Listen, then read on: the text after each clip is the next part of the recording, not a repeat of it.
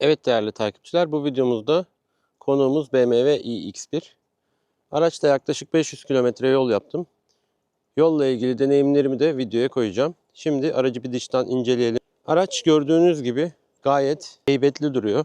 Önde normal BMW tasarımlarına benzeyen bir tasarım. Sadece şu kısımlar dolu. Tasarımsal olarak dikkat çeken bir araç. Bu araç Türkiye'de en çok satılan 3. araç oldu elektrikli araçlar içerisinde. Şu an aracımız şarjda. Şarj kapağı şuradan 2 tane mandalla açılıyor. DC şarj için.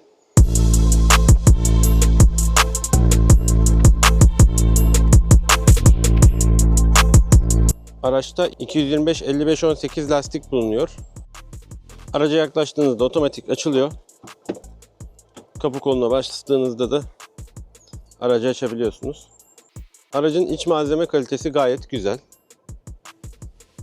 İçi geniş bir araç. Ön koltuklar gayet rahat ve geniş. Şu an geride oturmama rağmen arka koltuk diz mesafesi de tatmin edici düzeyde.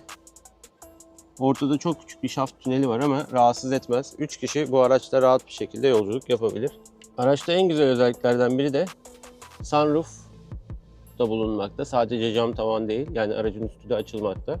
Sunroof ve perde elektrikle kontrol edilmekte. Elle açmıyorsunuz. Arka tasarımı da alışmış olduğumuz BMW tasarımı. Elektrikli bagaj kapağı. Kapağı bastığımızda kendisi açılıyor. Sınıfındaki en büyük bagaj hacmine sahip araçlardan bir tanesi diyebiliriz. Şurada şarj kabloları için bir bölme bulunmakta. Bunun altında bir kısım yok. Şuradaki kısım bu şarj kabloları için gerekli olan ihtiyaçlarınızı büyük ölçüde sağlamaktadır. Araç ile verilen kablo ve adaptörler burada bulunmakta. Şurada da bir saklama gözü var. 12 volt çakmaklık çıkışı bulunmakta. Sağ tarafta da lastik inmesi durumunda bir lastik şişirme pompası, bir adet de lastik tamir kiti bulunmakta. Yani araçla ilgili lastiğiniz indiğinde bunu 12 volt çakmağa takarak aracınızın lastiğini şişirebilirsiniz. Bu cihazlar genelde orijinal cihazlar güzel çalışıyor. Yani her türlü ihtiyacınızı bununla karşılayabiliyorsunuz. Düğmeye basarak bagaj kapağı kendisi kapanıyor.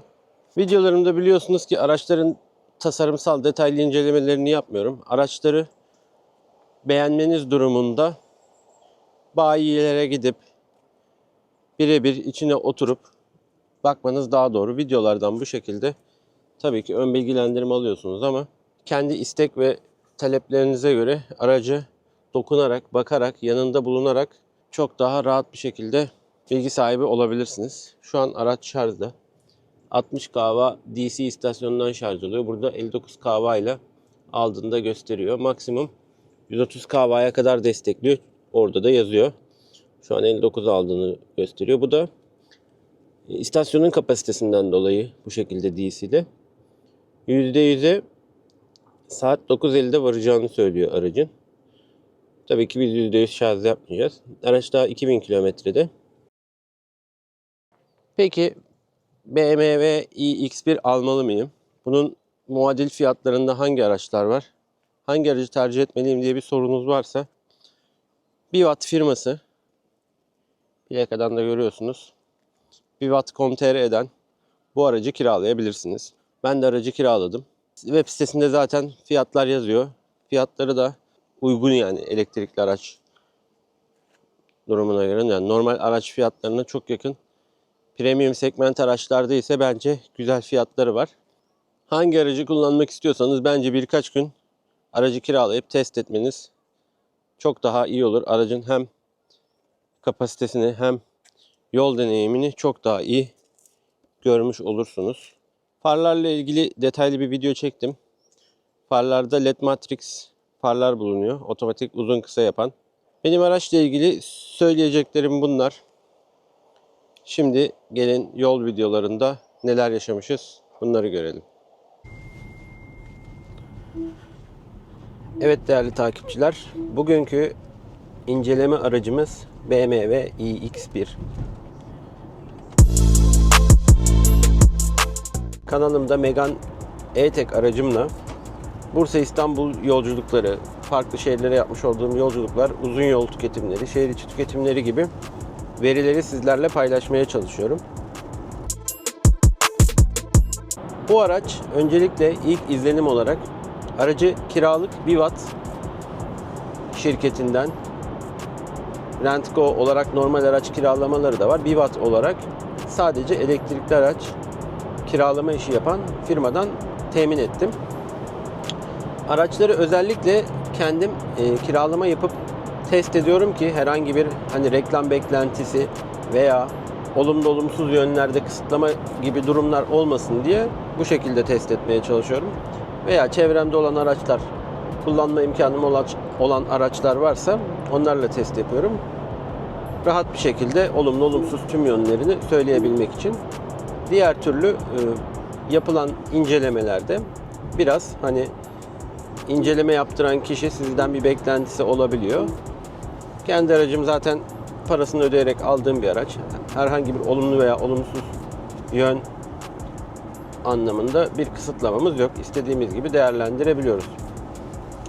Bu araç da aynı şekilde. Şimdi gelelim bu araçta olan ilk intiba, ilk izlenim.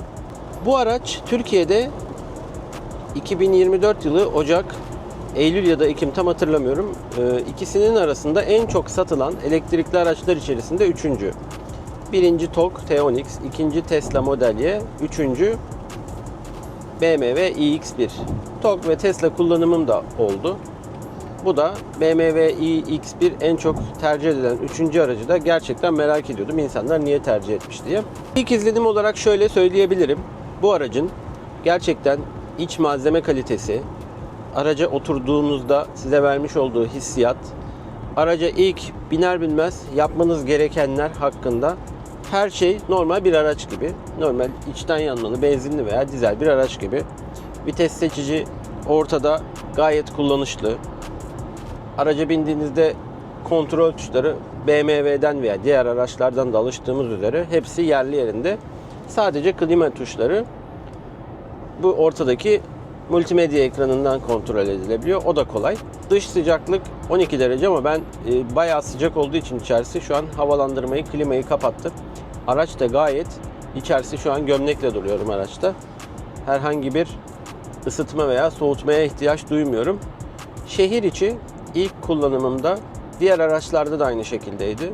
Yaklaşık 10 kW 100 kilometrede tüketim değerine bu araçta da ulaştım. Hatta 9'lu değerleri de gördü. Şehir içi biliyorsunuz EDS'ler, radarlar olduğu için çok yüksek hızlarla gidilmiyor. 60, 70, 80, 82 gibi limitlerden dolayı yavaş hızlarla gidiyor. Bu hızlarda bu araç 11-12 kW tüketime kadar düştü. Beklenti anlamında gerçekten alışılmış bir otomobil hissiyatı veriyor. Tabii ki olumlu olumsuz yönlerini yol yaptıkça paylaşacağım. Araçlarla genelde 500 kilometreye yakın yol yapıyorum. Burada size genel bir tüketim ortalaması veriyor. Şu an araçta klima kapalı konumda. Dönüşte klima açık ve tüketimi yüksek bir çekim de yapacağım. Yani otoban hızlarında. Şu an yine otoyoldayız. Yağmurlu olduğu için biraz da yavaş gidiyorum. Genel olarak da trafik çok hızlı akmıyor. 105, 102, 105, 110 o hızlarla gidiyorum. Dönüşte biraz daha, eğer ki şartlar imkan verirse, daha yüksek hızlarla da test yapacağım. Videoları beğeniyorsanız beğenmeyi, kanala da abone olursanız, destek verirseniz sevinirim. Bu videoların gelmesi sizin abone olmanız, yorum yapmanız ve beğenmenize bağlı. Eğer ki bir karşılık bulursa videoların devamı gelecektir tabii ki. Şimdi Köfteci Yusuf'ta bir çorba içip yolumuza devam edelim. Aracımızın şarjı %86'daydı. %86'da başladık. Bize 410 kilometre bir menzil verdi %86 ile. Şu an 391 kilometre kalmış. 25 kilometre bir yol yapmışız. İlk ararken biraz yol bilgisayarı ve bu ön multimedyayı kullanma noktasında biraz bir arayış içine girdim. Tam olarak ilk anda anlayamadım ama sonrasında o da gerçekten çok kolaymış. Rahat bir şekilde o ayarları da yapabildim. Trip verisini sıfırladım. Şu an 25 kilometrelik ilk yolumuzu yapmış bulunuyoruz. Bursa'mızın yerli ve milli gururu Köfteci Yusuf'ta çorbamızı içelim.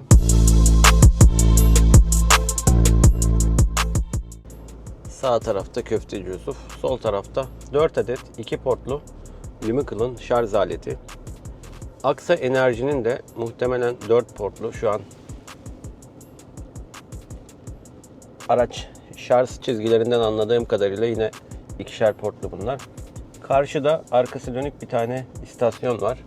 Markasını bilmiyorum. Burada da yakında diyor ZES'in toplamda 4 adet 8 port, her biri ikişerli araç şarj istasyonu.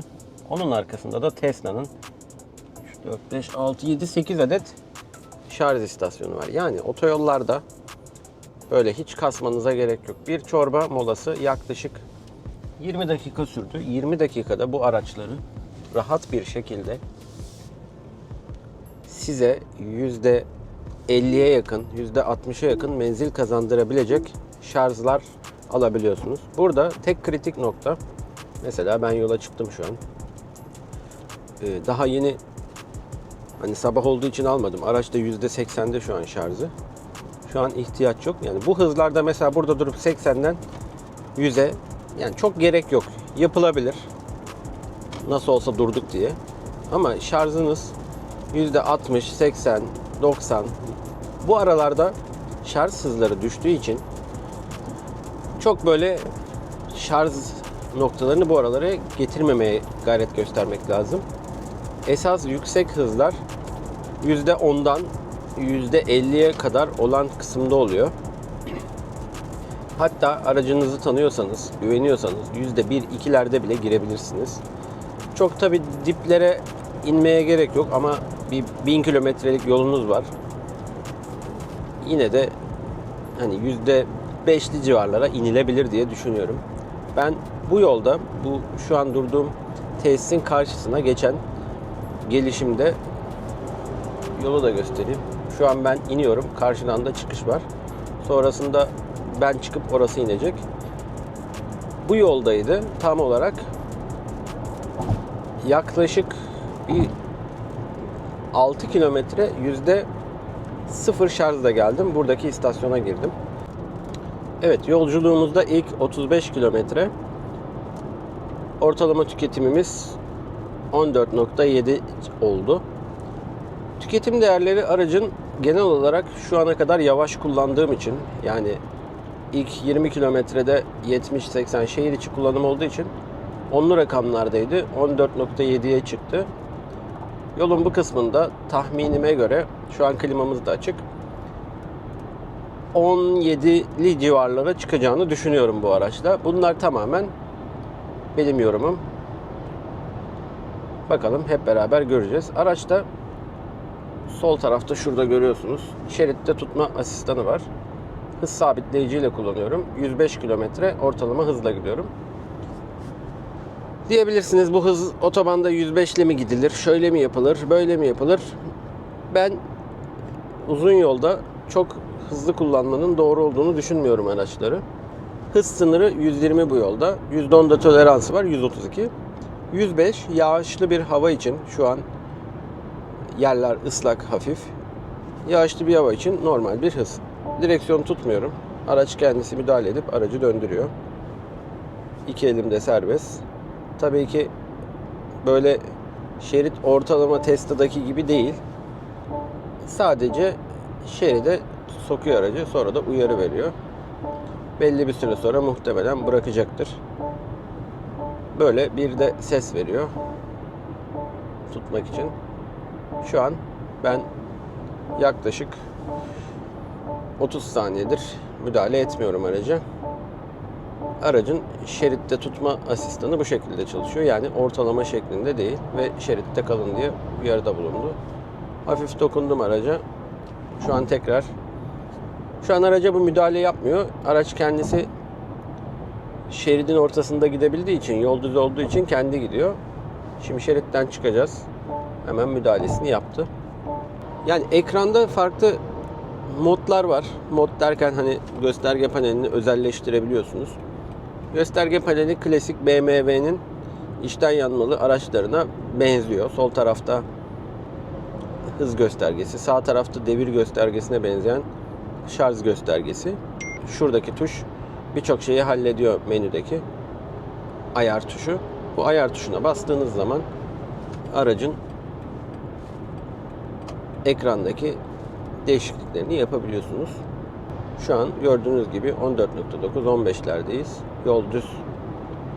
105 km hızla gidiyoruz. Genel anlamda konforlu bir araç.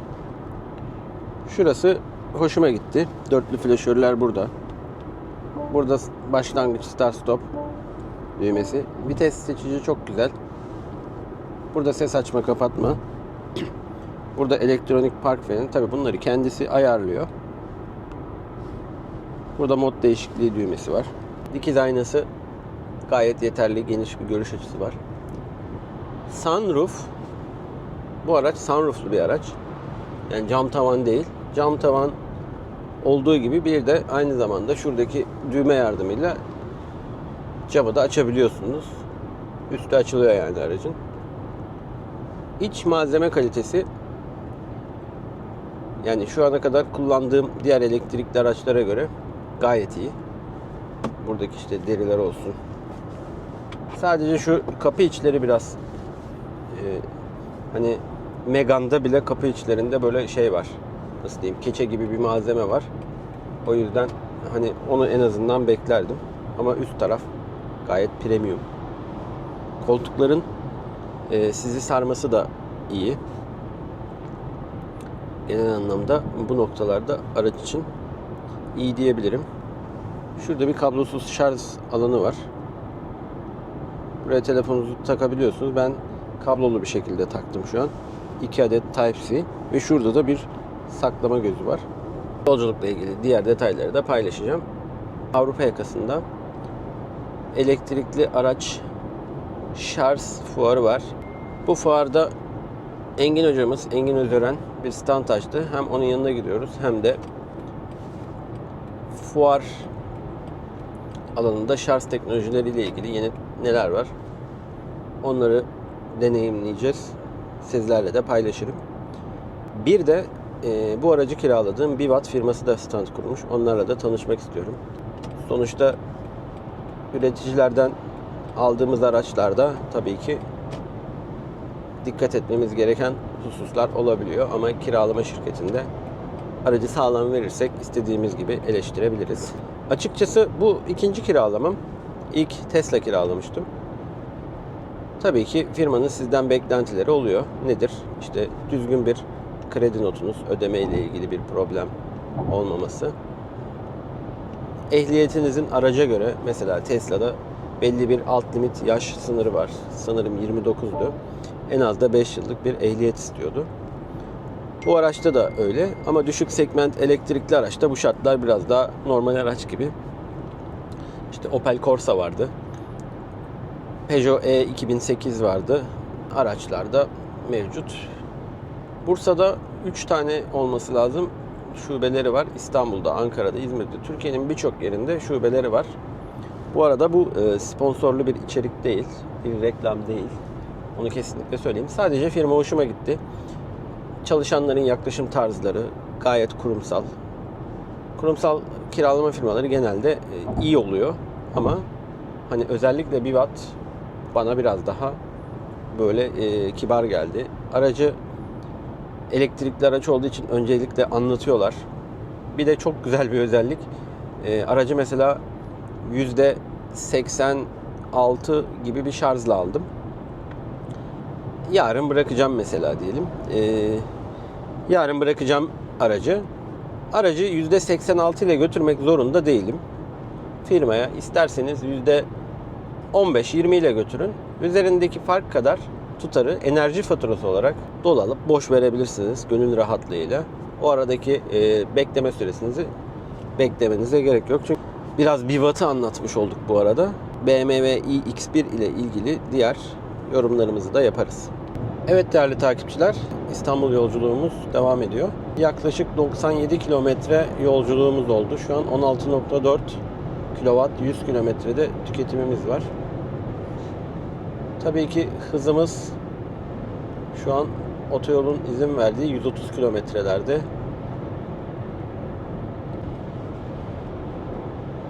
Aracın hem kendi uygulaması hem de CarPlay ile kullanabiliyorsunuz. Ben tabii ki CarPlay'e alışkın olduğum için CarPlay ile kullanıyorum aracı şu an. Yol bilgisayarında 16.2 kW'a çıktık. Otoyolun izin verdiği hızlarda gidiyoruz. Trafikte bu hızlarda akıyor. Yani elektrikli araçta kesinlikle şunu düşünmeyin. Az yakayım, menzil kaygım. 243 kilometre daha menzilimiz var. 100 kilometre gittik. 343 kilometrelik bir bu sürüş tarzımıza göre bize sürüş sunuyor. Yani kısmen şehir içi yavaş, kısmen otoyolda hızlı gidiyoruz. Zaten size de söylemiştim. Daha videonun başında da belirtmiştim. Tahmini 17'li değerler benim için tahmin ettiğim değerlerdi. Şu an 16'lı değerlerle gidiyoruz. Klimamız zaman zaman açık ama sıcaklık zaten 16,5 derece olduğu için çok ihtiyaç da duyulmuyor. Sadece bu araçta gerçekten beklentilerimin yanımızdan bir tane de Ioniq 6 gidiyor. Bu araçta beklentilerimden farklı olarak bir ses yalıtım düzeyi çok fazla yol sesi alıyor araç. Şu an yolu da görüyorsunuz. Biraz da pütürlü ve hoş bir yol değil. Yan tarafa geçtiğimizde muhtemelen ses kesilecektir ama hani açıkçası bu araçta bundan biraz daha az bir yol sesi beklerdim. Bu hani Megane'da bile bu düzeyde değil bu ses. Aracın sürüş dinamikleri ve kontrolü gayet güzel. İstanbul'da trafik bizi bekliyor. Muhtemelen tüketimimiz düşecektir. Göreceğiniz üzere kıpkırmızı ortalık.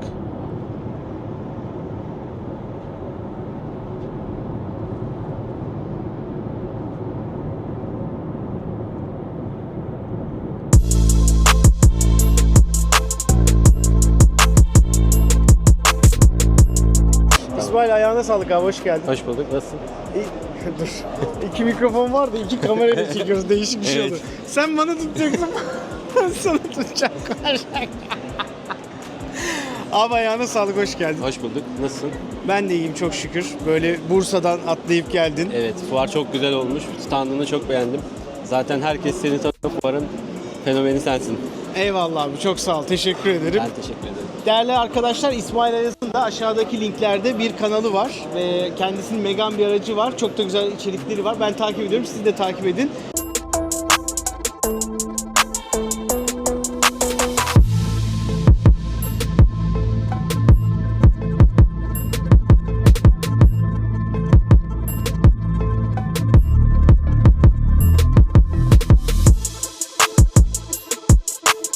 Evet değerli takipçiler. Yaklaşık olarak 160 kilometre yol yaptık. Aracımızla 14.6 kW ortalamaya düştü. Otoyol kullanımımız var. Bunun yaklaşık bir 70-80 kilometresi. Kalan 80'i de İstanbul şehir içi ve Bursa şehir içi düşünebiliriz. Yani ortalamada bu araç 15 kW civarı bir tüketim rahat bir şekilde yapabilmektedir. Açıkçası beklediğimden düşük bir tüketim verisi geldi. Araçta D ve B modu var. B modunda tek pedal kullanabiliyorsunuz. Tamamen sıfıra kadar durdurabiliyor aracı. Şehir içi dur kalk trafiklerinde gayet başarılı. Uzun yolda ise bu tarz rejeneratif frenlemeli yolculuklar çok mantıklı olmuyor. Çünkü gereksiz yere gazdan ayağınızı çektiğinizde araç yavaşlamış oluyor. Evet değerli takipçiler, performanslı kullanımımız başladı. Burada şu an yaklaşık 23-24 kW tüketimimiz var. Buraya kadar 140-150 civarı hızlarla geldim. Burada otoyolun orijinal hızı olan 132-133'e düştüm. Tüketim olarak Megane'la aynı düzeyde yaklaşık. Megane'da da 150'ye kadar olan hızlarda 25 kW civarı tüketim vardı. Bunda tam o hıza 150 ortalamayı tutturamadığım için yolun kalabalık olmasından O yüzden bu da yaklaşık 25 civarıydı ve şu an eğimli bir yoldayım. Aşağı iniyorum. O yüzden 23,5 çıktı ama güzel değerler. Hava sıcaklığı çok sıcak değil. 13,5 derece. Otoyol hızlarında tüketimimiz bu şekilde. Şu an anlık 19 kW, 20 kW civarı tüketimi var. Birazdan da rampa çıkışı yapacağız. Tatlı bir rampa. Burada da gördüğünüz gibi 26'lara çıktı hemen tüketim. 29. Yani 25 kW civarı diyebiliriz. Bu da ne yapar? 220-230 kilometre etkili menzil verir. Zaten araç da bize %70 ile 150 kilometre gider diyordu.